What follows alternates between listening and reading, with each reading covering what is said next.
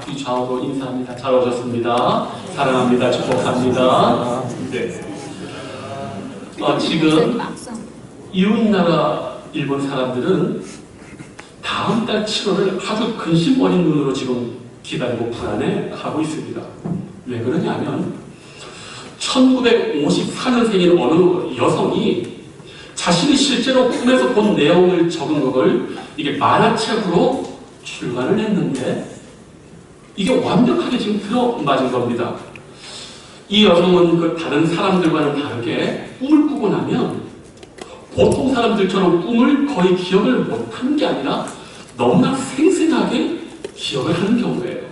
우리가 잘 알다시피 미국의 그 에드가 케이시라는 예언자는 잠을 잘 때 이 말을 해가지고 이렇게 적어서 깨면은 모르는데 이 여성분은 너무너무 또렷해서 이것을 막 본인이 그림으로 그리고 이렇게 메모를 했습니다. 이 여자가 30대부터 꿈에서 본 장면을 일기로 적어두고 이를 바탕으로 만화책 코믹을 출간했어요. 내가 본 미래라는 걸 출간했는데 처음에는 주목을 받지 못했습니다. 그런데 이 사람이, 이 여인의 이 책이 언론과 사람들 사이에서 관심을 받은 계기가 있었어요. 뭐냐면 그 만화책에 1999년 2011년 3월에 대재앙이 온다고 이 책이 1991년에 출간이 된 거예요. 그러니까 4년 전 1999년에 출간을 했는데 3년이군요. 2011년에 그 만화책에는 3월에 대재앙이 온다고 했는데 꿈에 본 내용을 그대로 만화책이 출간했단 말이에요. 그런데 공교롭게도 이때 2011년 3월에 실제 일본에서 동일본 대지진이 일어난 겁니다. 이때부터 예언이 적중되고 이 안전에 민감한 일본 사람들이 앞다투어 이 만화책을 지금 구하려고 하는데 중고 거래가 책 한 권이 100만 원이 넘어요. 왜? 자, 그런데 문제는 이 작가가 그때 그 책을 출간하고 가만히 있었단 말입니다. 그런데 갑자기 2021년도 이 동일본 대지진이 일어난 이후에 다시 활동을 재개합니다. 그리고 만화책이 하나 또 나온 거예요. 2025년 올해 7월, 바로 다음 달인데 일본 대재난이 온다고 그렇게 기록되어 있어요. 그래서 책 표지 제목에 보니까 진짜 대재난은 올해 7월에 온다. 그리고 적혀있고 원래 표지 그림에는 한 여인이 왼쪽 손바닥으로 왼쪽 눈을 가리고 오른쪽에 눈물이 주르륵 흐르는 그런 그림이래요.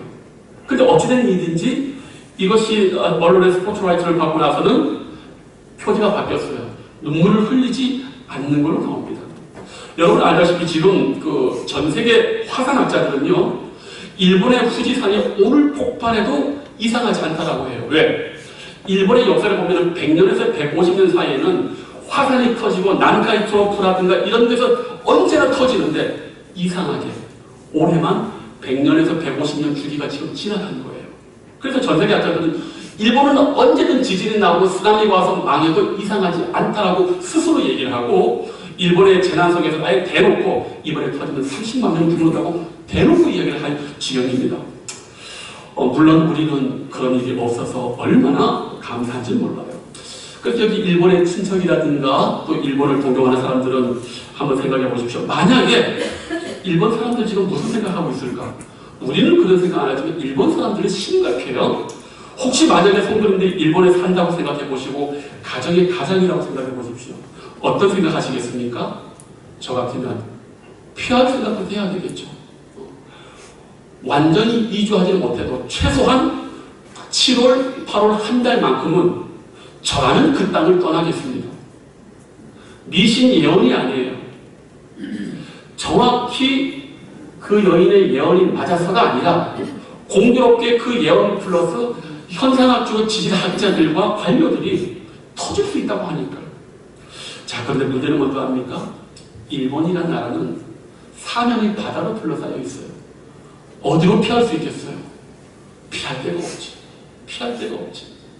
성도님들, 우리 인생은 있지 않습니까? 피할 데가 있고 버틸 데가 있어요.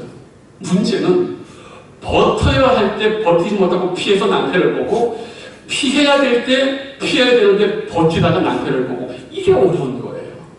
오늘 하나님께서 다윗의 도피를 통해서 우리 인생이 피할 때가 있을 때 어떤 선택으로 피해야 되는지를 오늘 말씀해 주고 있는데, 오늘 말씀의 주제는 다윗이 피합니다. 목숨을 구하기 위해서. 그런데 잘못된 선택, 잘못된 비신앙적인 선택을 함으로 말미암아 하나님이 그에게 그 삶 가운데 허락하시는 교훈과 이 아픈 결과들이 있는데, 오늘 그것을 한번 살펴보려고 해요. 자, 오늘 지금 이 다윗에게 어떤 일이 벌어졌냐 하면, 다윗이 사울이 자기를 죽이려 하자 사무엘을 이렇게 만난 이후에는 어디로 가냐면 제사장들이 있는 녹당으로 도망을 갑니다. 그런데 문제는 뭐냐? 그 녹당 제사장의 거룩한 성 앞에 사울의 첩자 도액이 있었던 거예요. 제사장들을 감시하고 있었는데 문제는 거기에서 다윗이 발각이 되어버렸습니다. 그럼 우리 피해야 되겠죠? 자, 그래서 다윗이 눈치가 백단이라 급히 자리를 떠납니다. 그런데 이 다윗이 지금 어디를 향하냐면은 국경을 넘어서 블레셋 가드왕 아기스에로 갑니다. 왜 그러냐? 이방 땅이니까 치외 법권 지역이잖아요. 사울이 아무리 왕이라도 우리가 일본 가면은 대한민국 대통령이 우리 붙잡을 수 있으니까 못 붙잡으니까. 그래. 아예 사울의 공권력이 미치지 않는 이방 땅으로 넘어가자 해가지고 거길 도망갔어요. 지혜로워요, 안 지혜로워요? 얼핏 보기에는 지혜롭죠. 자, 그런데 여기서 지금 예기치 않은 일이 벌어집니다. 다윗을 알아본 신하들이 왕에게 이 아기스 왕을 되게 좋아했어요.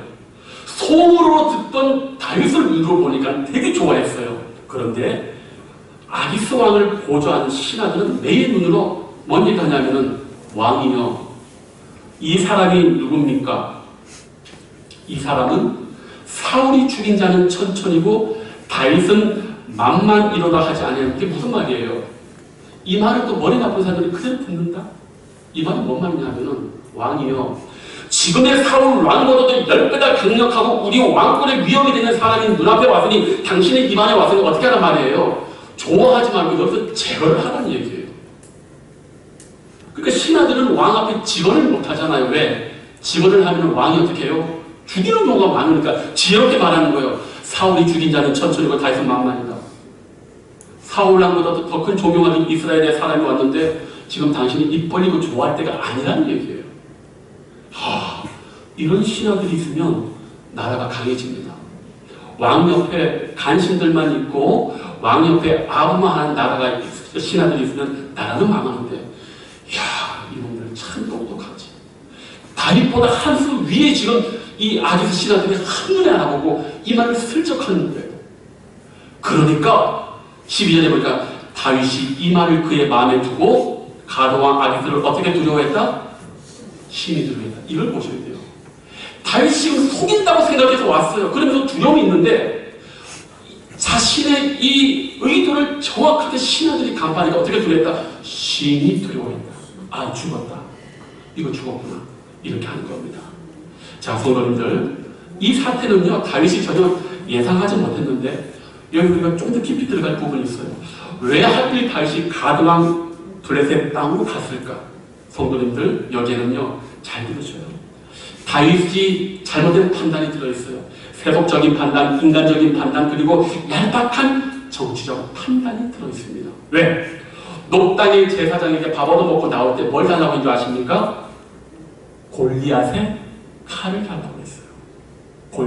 골리앗이 어디 나라 사람이에요? 블레셋 땅 사람이에요. 자, 그런데 문제는 뭐냐? 우리가 성경에서 말하는 블레셋은 중요한 도시가 5개가 있는데 그 5개 도시 중에서도 가장 강력한 군대 장관이 누구냐? 바로 골리앗이고, 그 골리앗이 가드 땅의 사람이에요. 근데 문제는 뭐냐? 골리앗이 죽었고 골리앗을 상징하는 그 골리앗의 칼이 이스라엘 적진의 전리품으로 있는 거예요. 지금도 우리나라에 보면 그 6.25 때 그 뭡니까? 군단인가 사단지를 뺏겨가지고 기가 없는 데가 있어요. 이거는 수치입니다. 그러니까 골리앗이 죽은 데다가 골리앗의 칼까지 뺏겼어요. 모든 게 다 뺏겼어요. 그런데 다윗이 무슨 생각을 했느냐? 아, 내가 이 골리앗의 칼을 가지고 가드왕에게 가면 어때요? 명예가, 그들의 명예가 회복이 되고 잘 가져왔다 해서 후하게 다윗을 선대해 줄 줄 알았던 거예요. 인간적으로는 지혜로운 거예요. 인간적으로는. 그런데 보십시오. 다윗이 그 칼 갖다 주고 자신의 목숨을 이방 아기스에게 의탁하고 그의 보호 아래 들어가자마자 하나님께서 그에게 죽음의 위기를 줬버리시는 거예요. 우리는 여기서 지금 다윗이 기도했다, 하나님을 의지했다, 이거 전혀 못 보고 있어요. 다윗은 지금 우왕좌왕하고 있어요. 다윗은 자신이 블레셋과의 전쟁 그리고 골리앗과의 전쟁에서 이기게 하는 하나님 지금 생각 못하고 있어요. 기도 안 해요. 찾지도 않아요. 그저 골리앗의 칼 보고 이 칼 갖다 주면 이 사람 나를 도와줄 거야. 여기에 지금 다윗은 하나님을 전혀 생각하지 못합니다. 성도님들, 신앙이 바닥까지 떨어진 사람들의 대표적인 모습이 뭔지 압니까? 하나님께 안 피하고 눈에 보이는 사람 의지하고 그에게 의탁하는 거예요. 이게 우리들 대부분의 연약한 모습이기도 해요. 피할 때 누구에게 피해야 됩니까? 하나님께 피해야 되는 거예요. 근데 피하지 못하고 있는 거예요. 그 결과 지금 이 다윗이 죽음의 위기가 옵니다.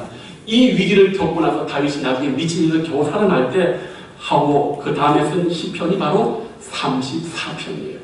그런데 이걸 깨닫고 다윗이 뭐라고 얘기하면 8절 10절에 그에게 피하는 자는 복이 있도다. 왜? 사람에게 피했더니 죽을 뻔한 거예요. 또 하나, 너희 성도들아 여호와를 경외하라. 이 무슨 말이에요?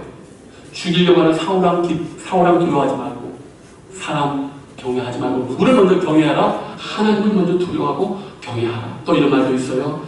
그를 경외하는 자에게는 부족함이 없도다. 너무 놀랍지 않습니까? 그러면 이런 말합니다. 젊은 사자는 궁핍하여 죽일지라도. 다윗은 자신을 예배 집중하시고 졸지 마시고 잡소리하지 마시고 젊은 사자는 궁핍하여 줄일지라도. 뭡니까? 나는 젊은 사자지만 지금 궁핍하다. 그러나 하나님을 의지하지 못했기 때문에 그렇다는 거예요. 믿습니까, 성도님들? 바로 이거예요. 제가 여러분에게 좀 하나 말씀드릴 게 있는데, 저는 알다시피 죽다가 제가 살아났잖아요. 병을 제가 10년간 투병을 했잖아요. 그래서 제가 목사가 됐을 때 가장 보람스러운 게 3가지가 있습니다. 첫째, 장례식장 가서 천국의 소망을 유족들에게 위로할 때가 제가 가장 목사가 잘 됐다라고 생각을 합니다. 둘째, 아픈 사람들 병원에 가서 기도해 줄 때가 목사가 제일 잘 됐다고 생각합니다. 그게 첫 번째, 두 번째예요. 생각해 보십시오. 장례식장에 무슨 소망이 있어요? 뭐 죽어서 뭐 모르겠다고? 뭐 짐승을 태워? 아니. 잠시니까 하면 하나님이 당신의 사랑하는 사람을 용접합니다. 그런 위로를 할 수 있으니까 얼마나 좋은지 몰라요. 저는 그래서 목사가 된 최고로 자부심 느끼는 게 마음은 슬프고 괴롭지만 그래도 장례식에 가서 유족들에게 천국의 소망을 말씀해 줄 때 목사 되길 잘했다.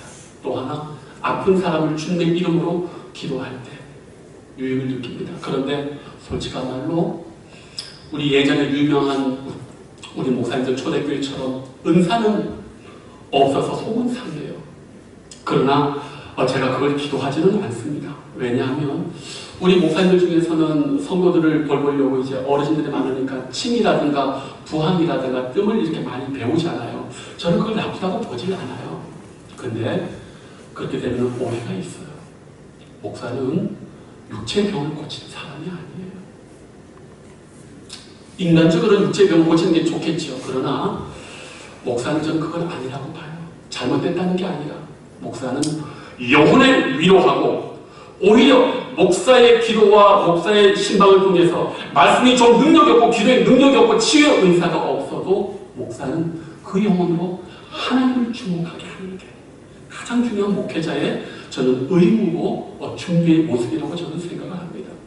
성도님들, 우리가 언제 하나님을 바라봐야 되는 거예요. 그걸 못 바라보니까 어려운 거예요. 바라보는 사람마다 한계가 있어요. 자기에게 도움이 되면 도움을 주지만 도움이 없기 때문에 하나도 쳐다보지 않아요. 나중에 완전히 모른 척 한다니까. 사람은 원래 그래요. 그러나 언제나 바라볼 때마다 우리의 얼굴을 외면하지 않는 분은 누구십니까? 하나님이십니다. 오늘 다윗은 하나님을 바라보지 못하고 하나님께 피하지 못하고 엉뚱한 데 가는 거예요. 제가 세례 요한을 볼 때마다 감동받는 지점이 있어요. 세례 요한은요, 요단강에서 세례 부으면서 기적과 이적과 병 고침과 예언이 하나도 없어요. 기억하십니까? 오로지 회개하라 천국에 가까워하는 그거 하나만 했는데 온 이스라엘이 왔다는 거예요. 그 사람들이 진짜 이긴 거예요. 삶에 얼마나 고난이 많겠어요.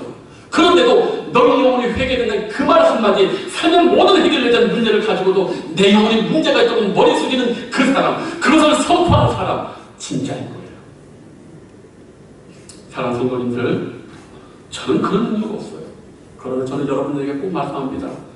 하나님을 두려워하지 않으면 우리 영혼은 파산합니다. 하나님을 두려워하지 않으면 못할 짓이 없고 어떤 죄악을 못할 게 없어요. 왜? 하나님을 두려워하는 게 망가져버리면 모든 죄악과 모든 악은 그냥 하게 돼 있어요. 한순간도 하나님을 시선을 피하시면 안 됩니다. 가장 중요한 거, 여러분의 양심이 스스로 하나님 보시기에 부끄럽지 않아야 됩니다. 여기에서 여러분이 무너지면 심판대 앞에서도 우리는 어려움을 가질 수가 있어요.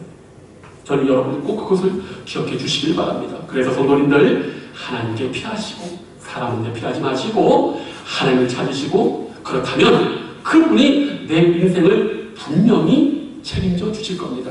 고난은 무엇입니까? 하나님께 피하라는 신호인 줄로 믿습니다.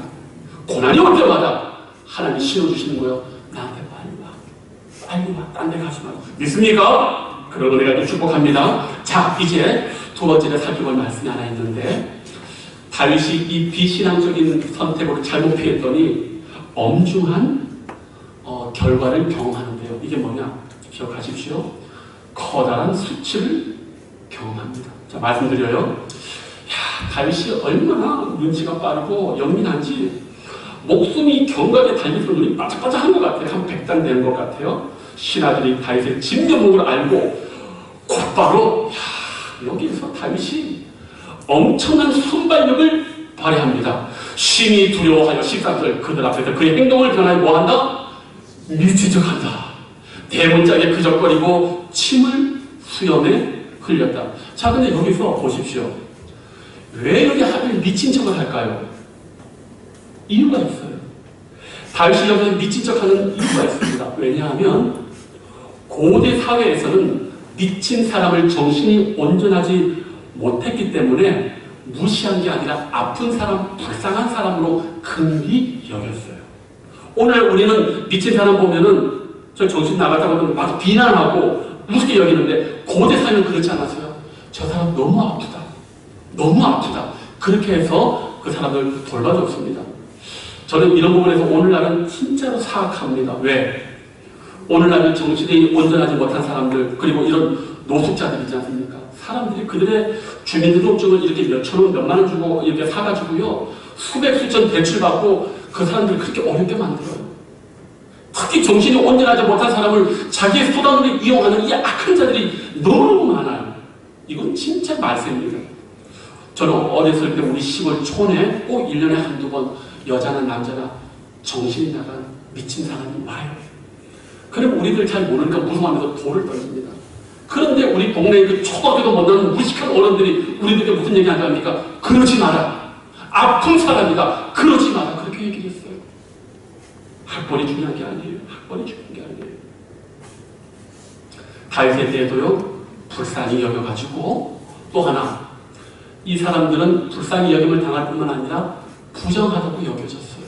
그러니까 이 고대 사회는 이 신을 믿는 시대니까 왕 같은 경우는 부정을 한다고 이런 사람을 데려오지 말라고 하는데, 그런데 여기서 아주 우리가 하나 신중하게 생각해 볼 게 있어요. 성도님들, 여기 혹시 막바로 연극을 한다고 하면 그 연극이 잘 나올까요? 아니면 어설플까요? 어설프지 않을까요? 그 여러분들이 성경을 볼 때 그냥 보지 말라고요.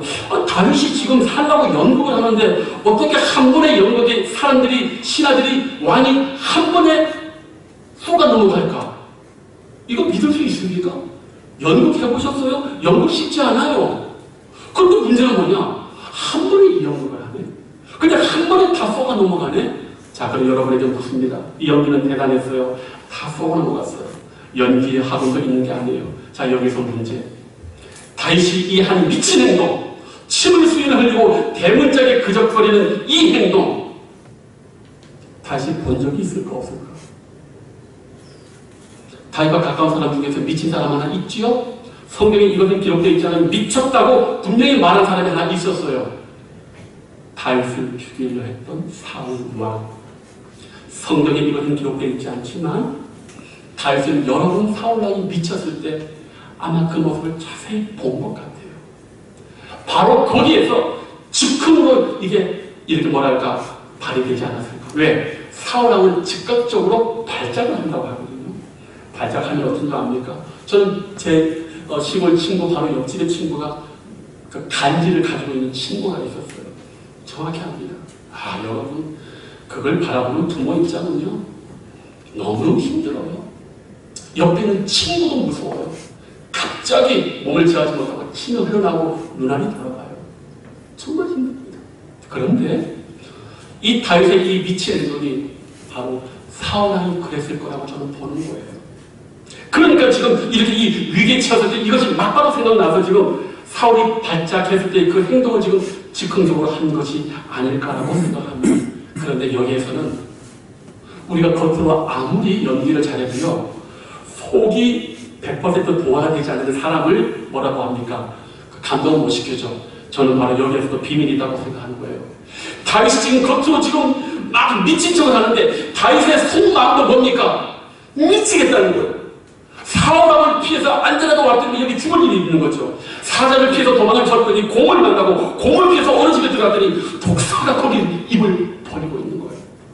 이 미친 척 하면서 지금 머리서서 여기 왔더니 나도 지금 미치겠다. 같이 이 마음과 행동이 지금 똑같이 지금 연기가 나오니까 얼마나 절절하겠어요. 그러니까 보니까 이 미친놈 맞는 거예요. 성도님 생각을 해보세요. 침을 수염에 흘리고 대문짝에 그적그적거리고 거기다가 남자들은 다리 하나 더 개처럼 올려가지고 모두 봐요. 그게 미친 사람의 전형적인 모습인데 이 수치를 이 존귀한 다윗이 하나님께 피하지 못하고 머리 쓰고 사람 의지하다가 이 수치를 지금 당하고 있는 거 아니에요? 믿습니까 여러분? 사람을 부정하라는 얘기가 아니에요.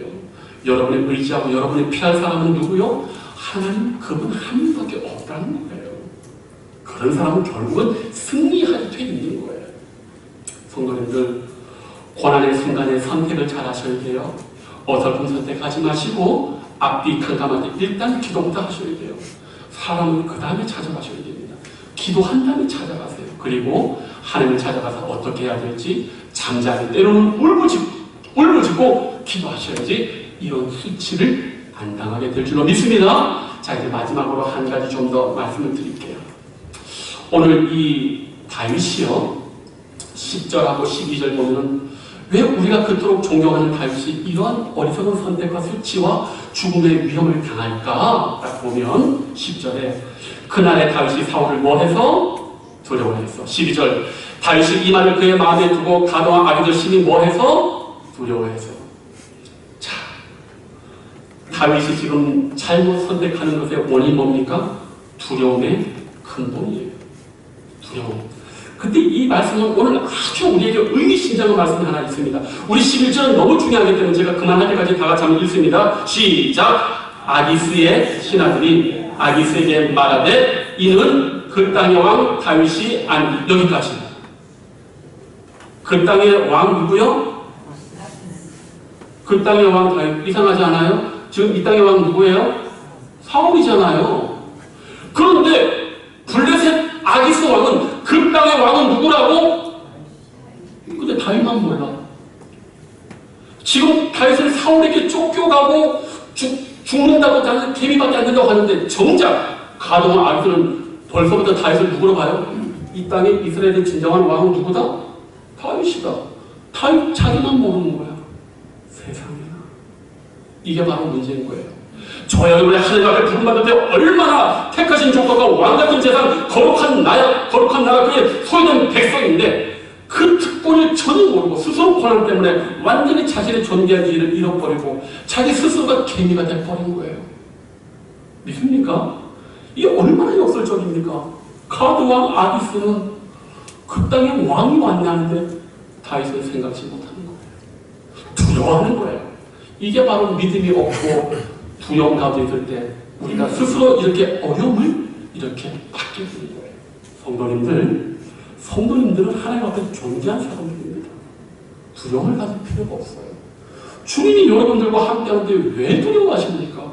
여러분이 지금 하나님 앞에 자녀고 왕과 같은 제사장들인데 왜 두려워하세요? 오히려 다른 사람은 다윗을 보고 왕 왔네? 아니 지금 이스라엘 왕은 사울인데 아니라는 거예요. 사울은 껍데기라는 거예요. 사울은 지금 미쳤다는 거예요. 백성의 지금 다윗에게 다 알아요. 근데 다윗만 몰라. 두려움이 있으니까. 성도님들, 여러분이 하나님 앞에 얼마나 존귀한 사람인 것을 믿고 의지하시길 축복합니다. 주님만 바라보셔요. 그러면은 여러분 하나님께 피하고 주님만 의지하게 될 때 놀라운 축복과 승리와 평안과 형통이 있을 줄 믿습니다. 주님만 바라보시길 바랍니다. 기도하겠습니다. 아버지 하나님 감사함을 드립니다. 우리 인생 가운데 비바람 폭풍도 많이 있습니다. 또 아버지 하나님 그럴 때 우리는 어쩔 수 없이 피해야 될 때가 많이 있습니다. 그러나 오늘 우리 사랑하는 다윗은 하나님께 피하지 못하고 이방 땅에 갔다가 큰 어려움과 수치를 경험하고 있습니다. 주님, 우리도 연약하기 때문에 눈에 보이는 것을 두려워할 때가 많이 있는데 그때마다 눈에 보이지 않는 우리 하나님을 바라보고 그 안에 피하고 힘을 얻게 하여 주시옵소서. 감사하고 예수님의 이름으로 기도하옵나이다. 아멘.